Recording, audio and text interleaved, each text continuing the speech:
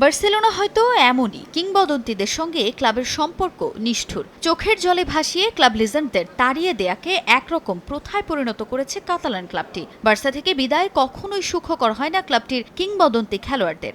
একরাশ হতাশা আর ক্ষোভ সঙ্গী করেই ক্লাব ছাড়তে হয়েছে ম্যারাডোনা, কোমেন, মেসিদের। এবারের বিদায়টা বার্সার সাবেক খেলোয়াড় ও কোচ জাভি হার্নান্দেজের।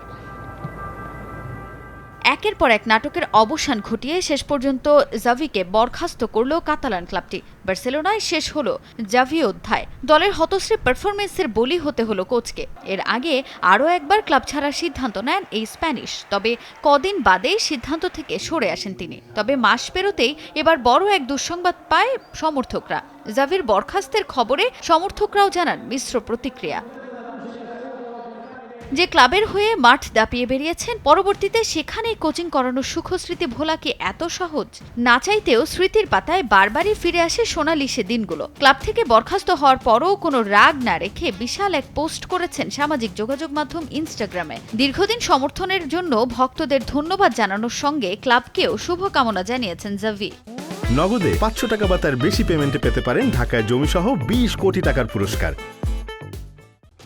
বার্সেলোনার সঙ্গে আমার পথ চলার ইতি ঘটছে। যে ক্লাবটি আমার জীবন, সেই ক্লাব ছাড়াটা সহজ নয়, কিন্তু 2.5 বছর প্রধান কোচ হিসেবে এই ড্রেসিং রুমে থাকাটা আমার জন্য গর্বের। এটা আমার সেকেন্ড হোম। সমর্থন ও ভালোবাসার জন্য আমি সমর্থকদের ধন্যবাদ জানাই।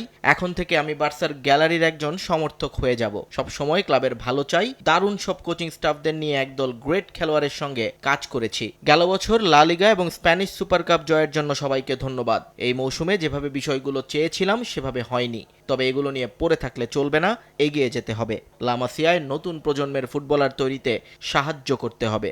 সবাইকে অনেক অনেক ধন্যবাদ। এই ক্লাবের প্রত্যেককে ধন্যবাদ। আমার হৃদয়ের এই ক্লাবের জন্য শুভকামনা।